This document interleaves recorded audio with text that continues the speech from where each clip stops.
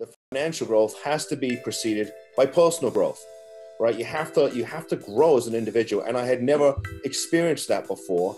And that made me realize two things. Number one, the world doesn't revolve around me, right? And number two, if I'm going to be happy, if I'm going to be professionally satisfied, if I'm going to build a great business, I got to do it helping people, right? And not just thinking I'm number one. It's all about me. It's not. It's about helping people. And if you help a lot of people, guess what? Your business will grow. And then you'll make a lot more money. And then you can help a lot more people and your business will grow. And it's circular. And it took me a long time to realize that. Is your business struggling right now? You might think that it's because you don't have enough sales. But the reality is it's because you don't have the attention of the marketplace. This is attention equals dollars. You deserve more. Your business deserves more. And I'm here to teach you everything that I know on how to get the attention that you need and to turn that attention into dollars. Welcome to the Attention Equals Dollars podcast. I'm your host, Luke Nesler, where we come to you live every week from the Impact Media Studios, where we bring you content on iTunes, Facebook, YouTube, on how to grow your brand, how to get attention and turn that into dollars. What we do on this show is talk to experts of their craft, experts of their industry, those that have gotten the attention of their customers and monetized on that and turned that into revenue. How do they get attention online? How did they define what they're going to do? How did they pick their niche? How have they grown their business? Today, I'm excited to welcome my friend Mark Astor to the podcast. Mark's an attorney, but he has defined his niche. He's a drug and alcohol attorney, and he's the best at what he does. Someone that I'm excited to have on the show, someone I'm proud to call a friend, someone we've gotten to know each other over the past month from our friends in New York City at 2 Market Media, Steve and Hank. Mark, welcome to the show. Man, I'm pumped to have you on. Luke, I was so excited that you asked me to come on, not just to talk about what I do, but hopefully to inspire some other business owners, small business owners like me to get out there and make their dreams come true and really work hard to help as many people as possible. So thank you very much for inviting me. Yeah, and I'm honored to have you on the show. And honestly, one of the reasons I was excited to have you on the show and excited to learn that you're working with Steve and Hank at 2 Market Media is because I don't think there are enough people in the professional fields, in the medical fields, in the legal fields, and the accounting and financial services fields that understand the importance of building their brand, getting attention, and leveraging marketing platforms to grow their business. So I was excited to find somebody that's an attorney that understands that you have to get people to know who you are. And that's obviously why you're doing what you're doing. So I think you're going to bring a ton of value to people that might not understand how to do what you're doing. So I'm really excited to get into it. Great. Love to share this stuff. So we'll take us back. So I'd ask you, I said, I can hear an accent in there somewhere. Where are you originally from? And you told me you're from England. So take us all the way back. What brought you over to the States and where are we going from there?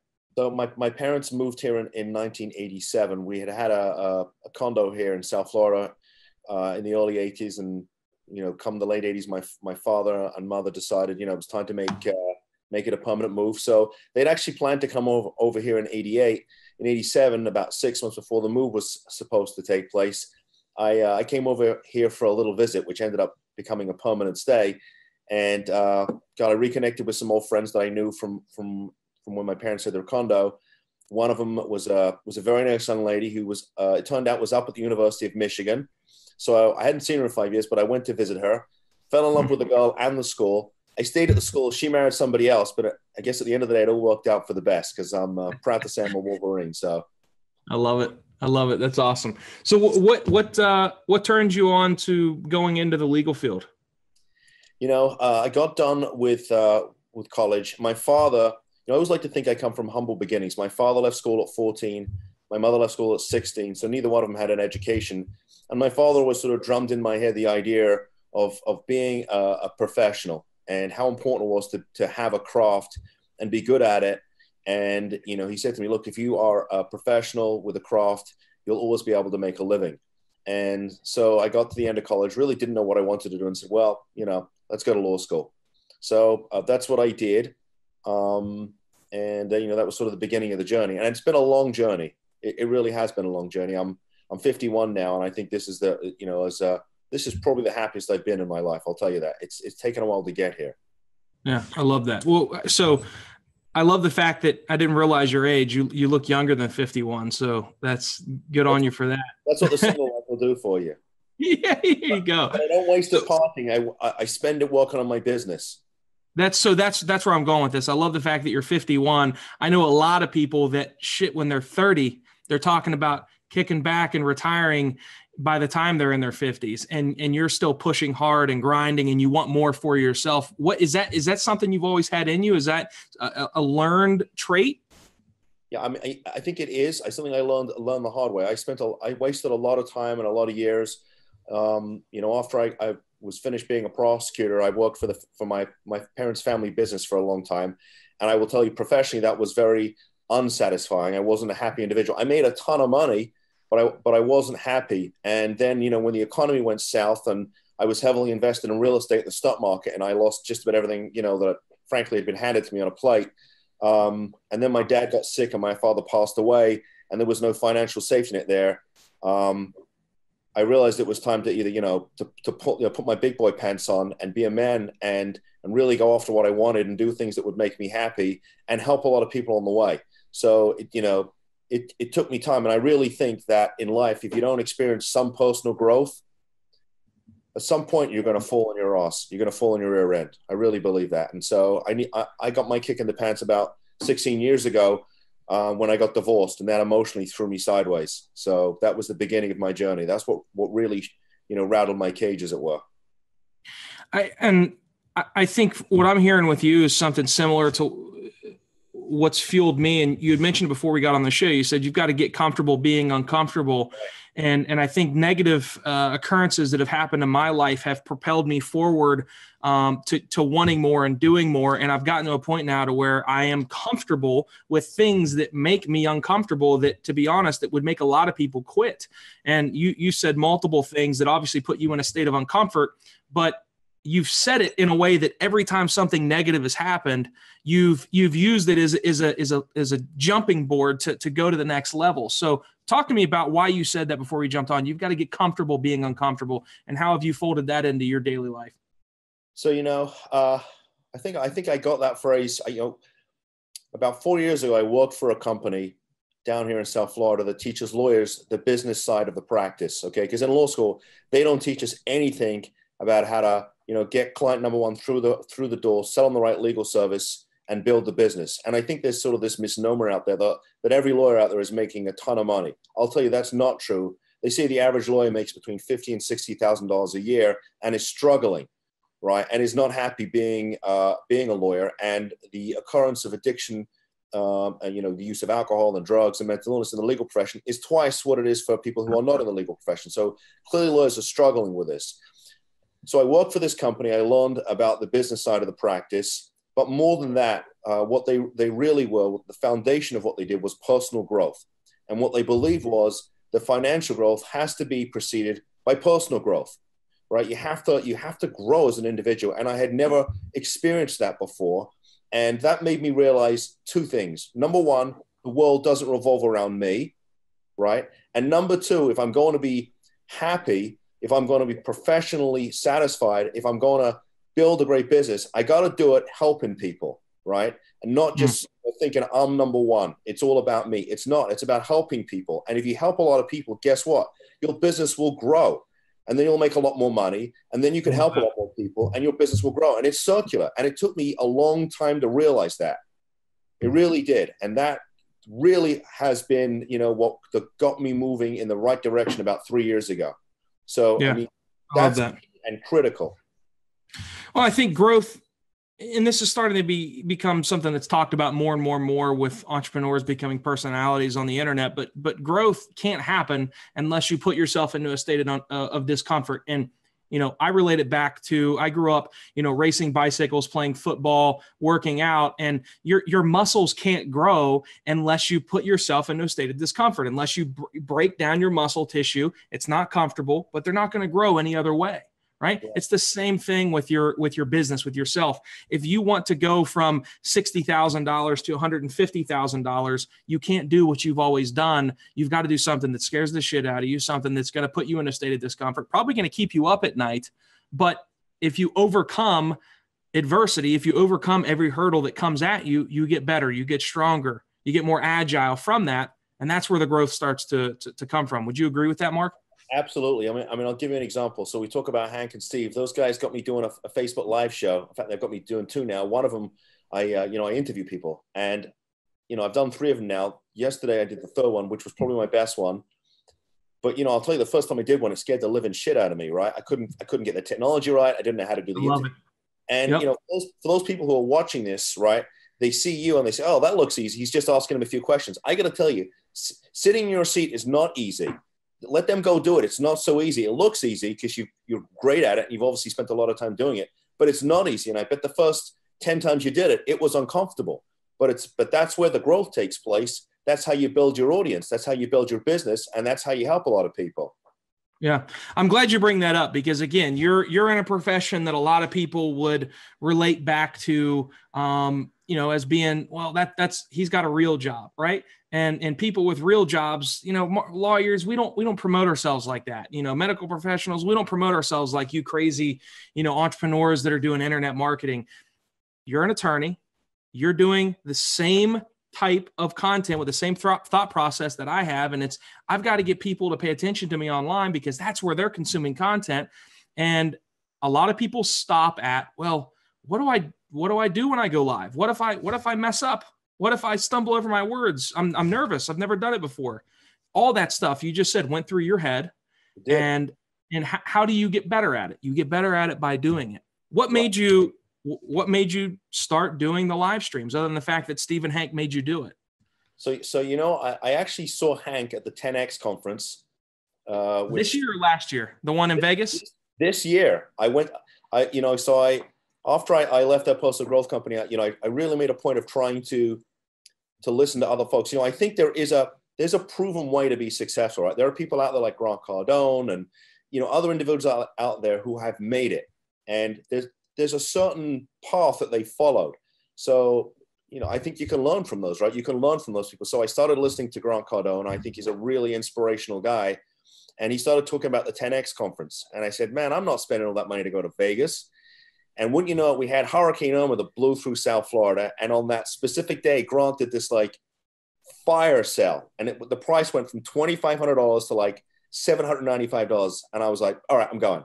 So I booked it and I went. And I think on the second day, Hank comes out and I listened to him. I said, man, that guy's absolutely nuts. He's completely crazy. For those that don't know Hank, that's what everybody says. He looks like he's on crack when he's on stage. But here's the thing. He gets your attention. You know what? And while he was on stage, he gave out this tech that he said, here's a number, text to it, and I'll send you a link to my website. So when I got home, I went to the website and he was talking about these 15-second Instagram videos. And I'm like, wow, that looks interesting. I'm not doing something like that. I wonder if that would help. So, I ended up scheduling a time to chat with them. And we had probably 2 or 3 conversations.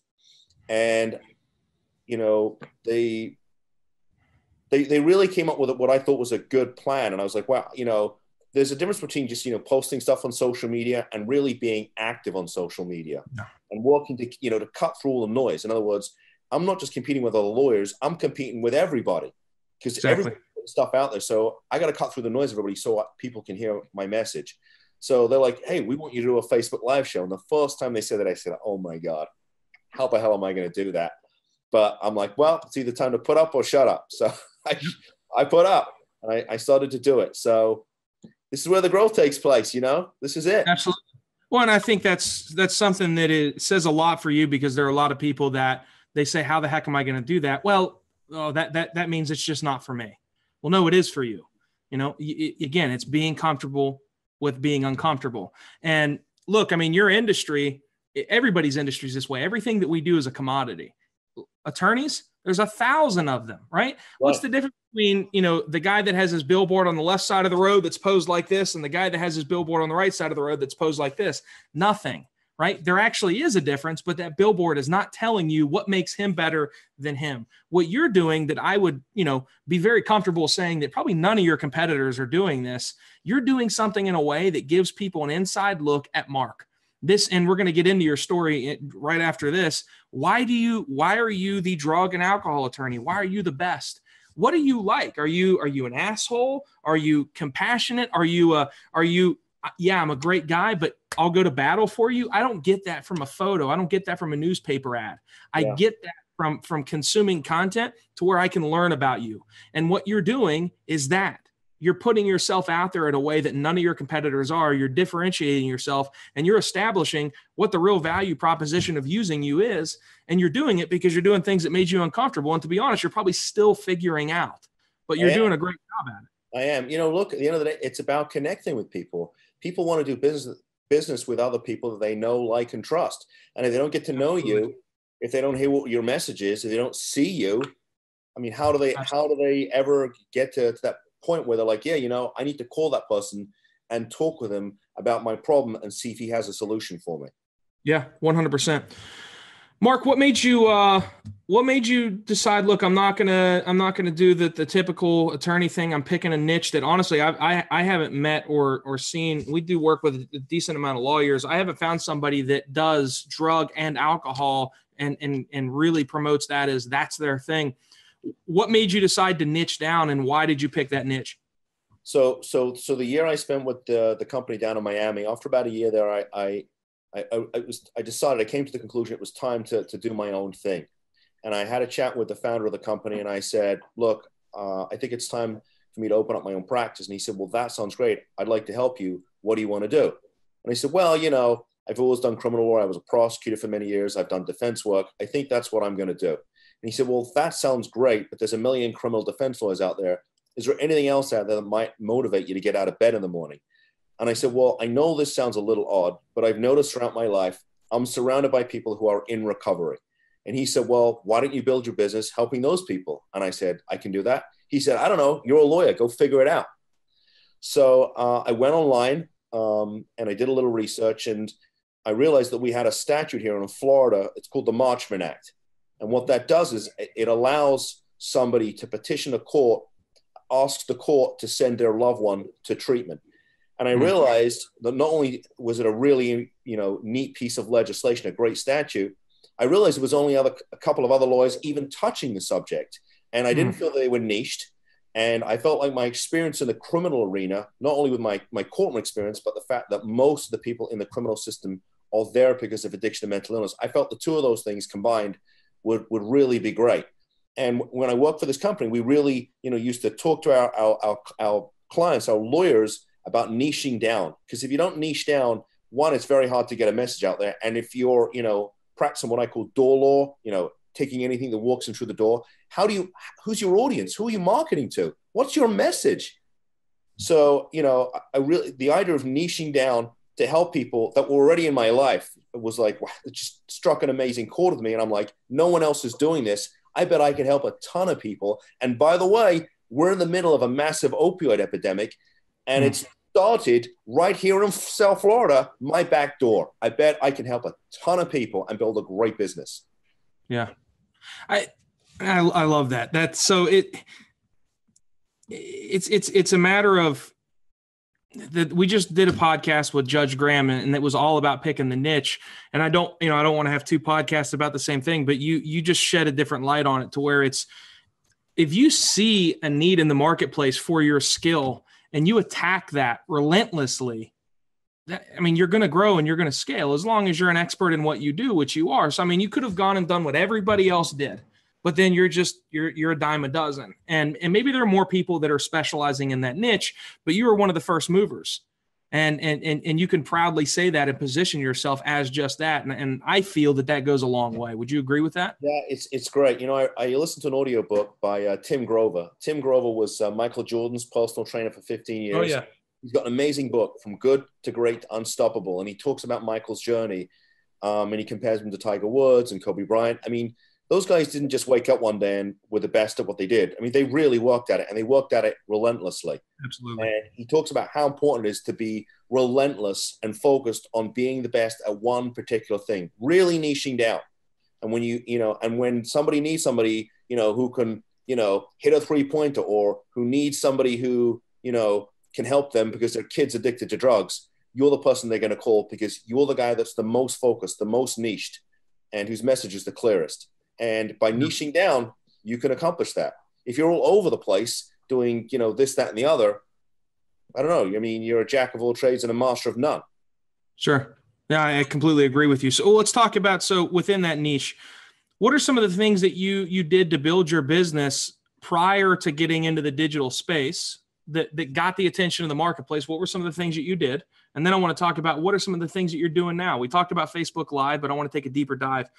So when did you start your business? So I started the business 2 years ago. So we're in 18, the beginning of 16. Okay. So maybe you started with digital. So from the day you started. I didn't. I'll tell you what I did.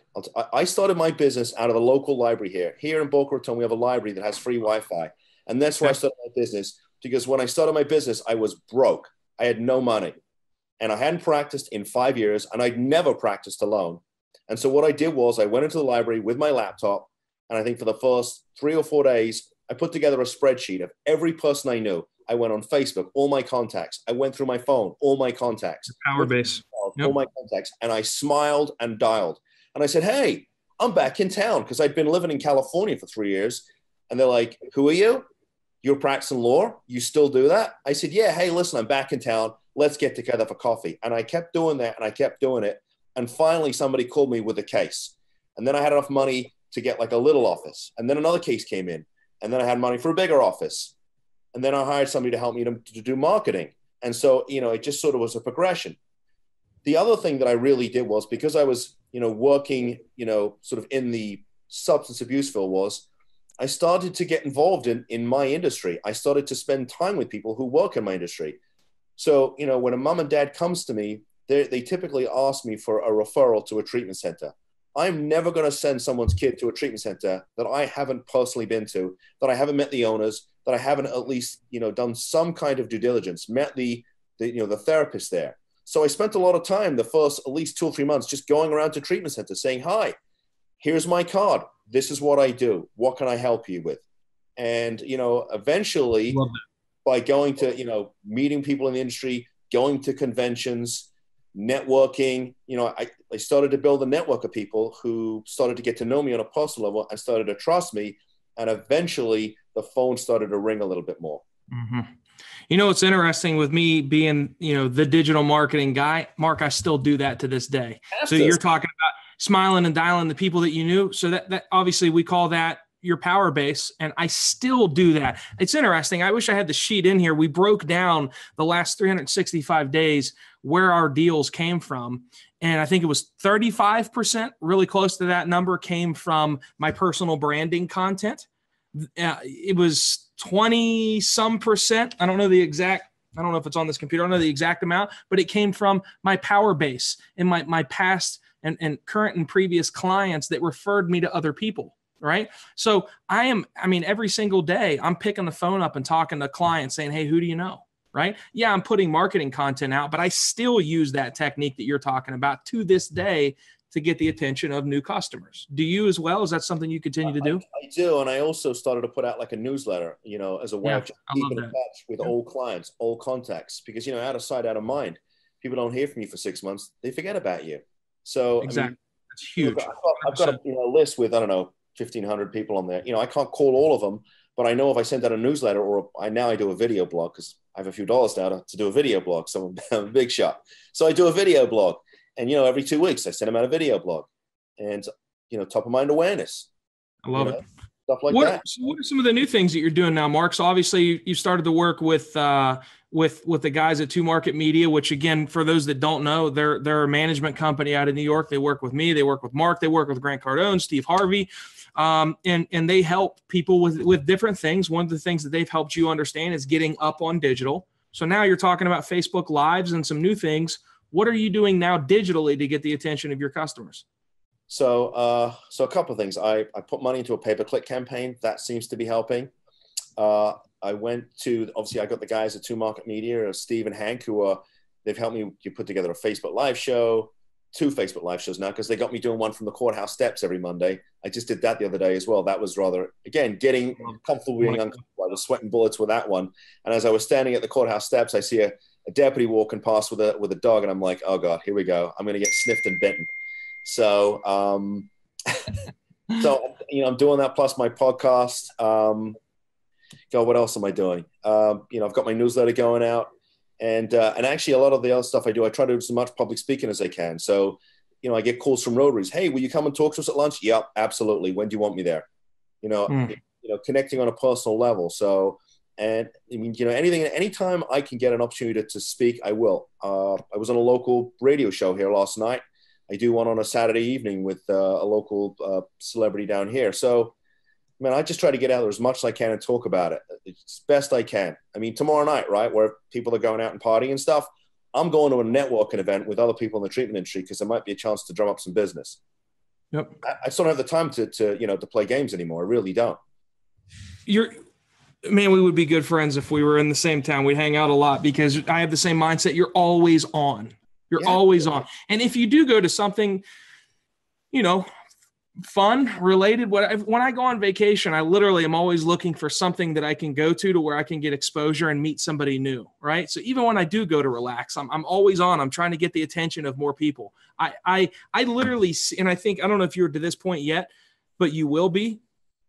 I seek and crave attention. I get like anxiety when I'm in a big room of people and I know nobody in there knows me. It drives me fucking crazy if people aren't coming up to me saying, "Hey, what's going on?" Because I'm so used to that. And when I have that, my business is growing. When I blend in with everybody else, it drives me nuts. So I'm always looking for the opportunity. How can I stand out? How can I get people paying attention to me? Everything from down to how I carry myself, how many people I'm talking to. I'm always on. I'm always looking for an opportunity to grow my power base and my contacts, whether it's online with a show or whether it's in a networking event in a different town where I'm a complete stranger. Yeah, I think that's really important. The other thing is, is one thing I sort of noticed about the legal profession. I go to a sort of a networking event. I used to say, if there's 100 lawyers in a room and they're all looking to get business, guess what? No one's getting any business because no one's looking to give anything. And so, of course, we all want attention because that helps to bring attention to our business.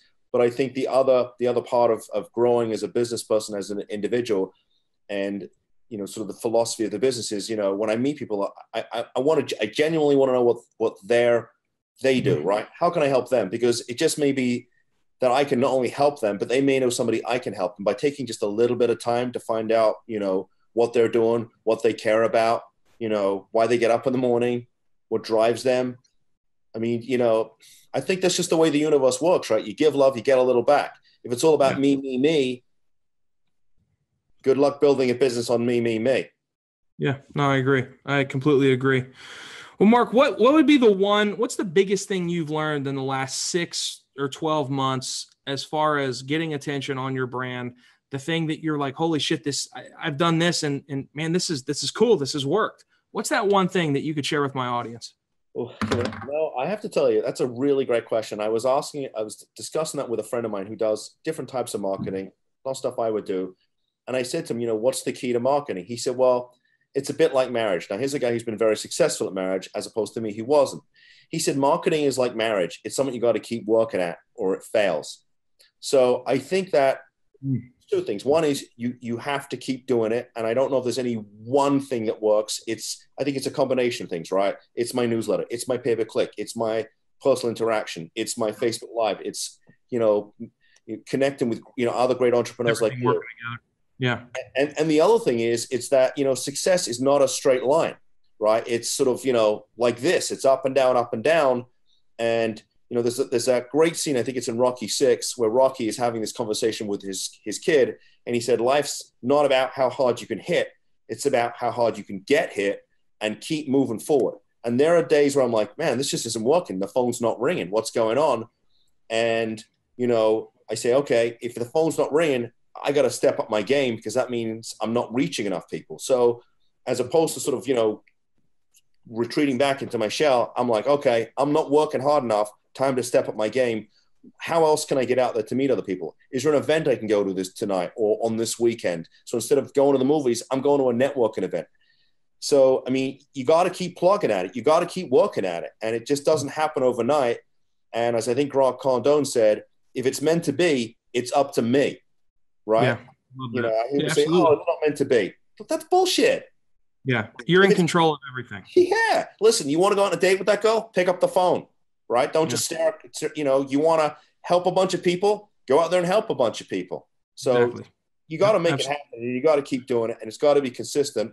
And if the phone's not ringing, you ain't working hard enough. Get out there and help more people. I say it all the time, and it's important if you're watching or listening to this show today. You've got to understand it's not the fact that you have a sales problem. It's the fact that you have an attention problem. If that phone's not ringing, it's not because there's not enough people that need your service. There's not enough people that know you or know that they need your service or that they're thinking of you over a competitor. So you have an attention problem, not necessarily a sales problem. So, what Mark is saying, where if that phone's not ringing enough, you're not doing enough. And that's exactly right. So when you see that happen, look, how can you go get more attention? Well, you need to be going to those networking events. You need to be getting online, whether you're comfortable or not. And Mark is such a great example, probably the best that we've had on this show, because he's just now really getting started on that journey. You're still getting comfortable with being online, but the bottom line is, that you have to get that attention. You know that your customers are paying attention there. And if you're not working on it every day like a marriage, it's not going to go anywhere. It's going to fail. Yeah. And I think the other part of being successful is realizing, one, that you don't know it all, and two, that you don't know what you don't know. So, to market media, it's not a matter of, it's not that they just got me doing a Facebook live show. They're more than that. They're like my social media coaches, right? They don't just say, oh, this is how you do a Facebook live show, go do it. They critique me. They help me to put it together. We talk about content, how to do it, my delivery. Am I asking the right questions? You need coaches. I hired these guys to coach me with my social media. I hired somebody to teach me sales because I realized I wasn't doing a very good job. Once the clients were calling me, I was tracking my conversion rates. I'm not doing a good job of conveying my value proposition. Someone calls me, they have a problem. And apparently, judging by the amount of, sales I was closing, I wasn't doing a very good job of communicating to them the solution I believed I had. Absolutely. So, you can't do it alone. And you got to go to other professionals that can help you to give you the skill set that you need to grow your business. It doesn't happen a lot. And, if you're getting the phone's ringing and you aren't selling, something's not right. And you got to figure out what that is. And sometimes you need help to do that. Right. 100%. Or politicians, whoever, they have great coaches. Listen, I went to the same school as Tom Brady and I saw him play in college. He was good, but he wasn't that good, but hey, listen, he got a great coach and, maybe he plays for somebody else. He doesn't win all those Super Bowls. So it's about, having a right support system that can help you and encourage you and tell you when you suck, when you really do suck, and helping you to really get your message clear and focused. Yeah, but it starts with the individual. The person has to be hungry for growth like you are. Right. They've got to understand that it's not a matter of, well, it's not for me. No, it is. It is for you. And you might not know what you're doing. You might not be comfortable with it, but you've got to do it yourself. You've either got to figure it out yourself or you've got to hire somebody to help you handhold you along the way. And you're such a great example of it because you're in an industry where not enough people in your profession understand the importance of it. And you're going to dominate your industry really nationwide if you wanted to, because nobody else is doing it. I guarantee you there's nobody in your space that is doing what you're doing nationwide. If there are, you could count them on one hand. So it's a big deal what you're doing. Mark, I want people to be able to find you on social media for a couple of reasons. If there's somebody that watches this in your area that needs your help, how can they find you? And number two, if you don't need what Mark's offering, I want you to go look and watch what he's doing and watch him progress and get better. But most importantly, watch what he's doing. He's taking action. Where can we find you? So my website is drugandalcoholattorneys.com. That's drugandalcoholattorneys.com. If they want, they can email me, Mark, M-A-R-K, at drugandalcoholattorneys.com, or they can call me. Can I give it my phone number? Absolutely, you can. Okay, yes, 561-419-6095. 561-419-6095. And I'm on Facebook under Mark G. Astor, A-S-T-O-R, or Drug and Alcohol Attorneys. I love it. I love it. Mark, again, you're such a great example of what everybody needs to be doing to get attention, both online and offline. It's been a pleasure having you on the show. And again, guys, if you got value out of this show, if you took one or two nuggets away from what Mark's talking about, rate, review, subscribe to us on iTunes, share it with a friend. Be sure to like the Facebook page. We go live every week with these on Facebook as well as on YouTube. You can subscribe to that channel. We do this for free. I want to bring you the people that have experience and knowledge, and they're growing their brands. They're getting attention and they're turning it into dollars. It's your job to take what works for you. Here's a good example. And I heard this from Grant Cardone. Everybody takes notes on what they agree with, right? Which means it might not be the answer to what you have to do. You might have said something that Mark said that you don't agree with, and that might be exactly what you want. Why? Because what you disagree with is what you're uncomfortable with. So Mark might have said a couple of things that you're like, I don't know if that's for me. That's probably the answer. That's where you need to start. So I want you to rewatch this show. I want you to look at what you took notes on, and then look for everything that you didn't write down. Your answer is somewhere in there. I guarantee it. Because once I started looking at every piece of content that way, that's when I started to find the pieces of the puzzle that were missing for me. So that's a big tip for you. Mark, it's been a pleasure having you on the show, man. We're definitely going to be doing some stuff together in the future, and I look forward to meeting you in person. Yeah, and listen, if it gets too cold up there, up in Virginia, it's a chilly. I'll be down.